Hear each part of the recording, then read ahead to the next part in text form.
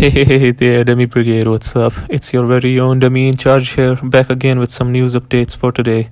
So, without further ado, let us dive straight to the action and begin.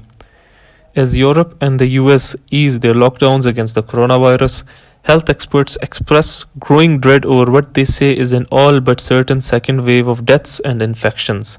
They claim that the second wave of coronavirus is going to be much deadlier. Folks, there has been a recent trend of easing the lockdown in various states of the world.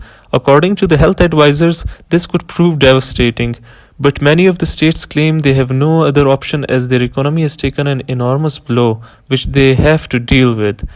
Anyways, Russia's coronavirus cases, which now stand at over 177,000, have overtaken France and Germany to become the fifth highest total in the world.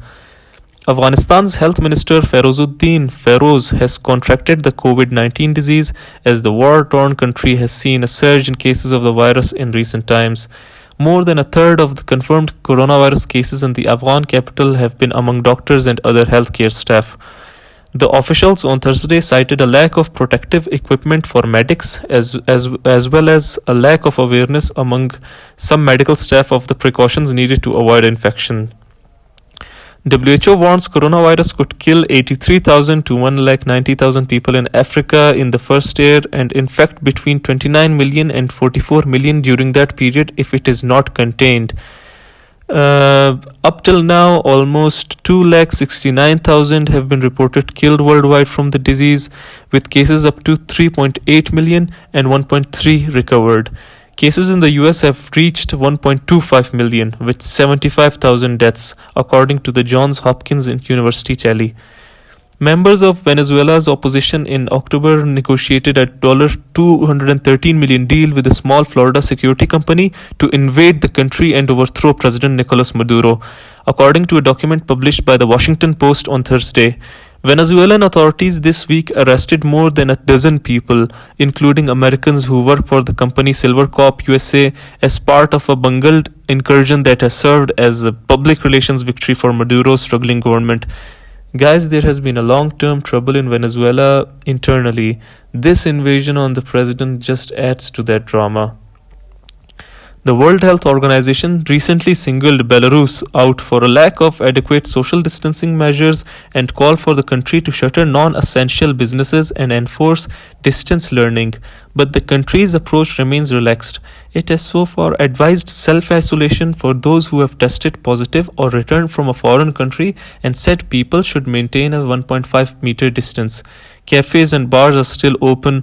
The Football League is going ahead, and on April 25, around 25% of the population took part in a community work day, including the president himself, ironically. Fearing a worse outbreak and with poor expectations of the authorities, many Belarusians are taking it upon themselves to try and contain the virus and help others. Keep in mind that Belarus is one of Europe's highest per capita infection rates.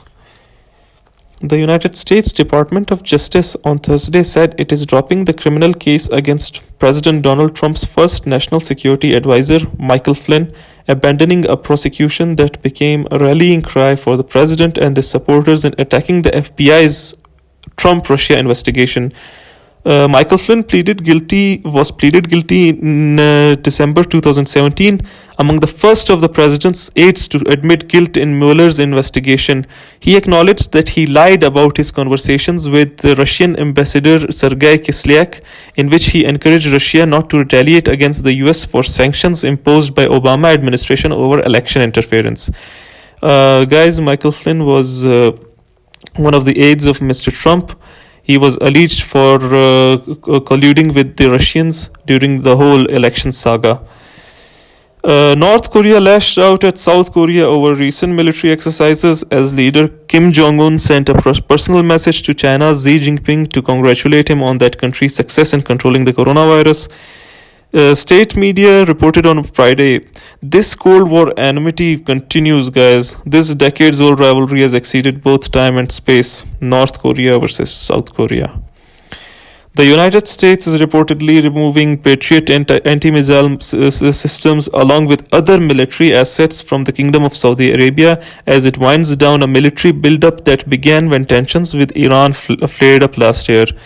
The Wall Street Journal, citing anonymous US officials, reported on Thursday that 4 batteries of Patriot surface to air missiles meant to protect ground assets from missile and aircraft attacks will be removed from Saudi oil facilities.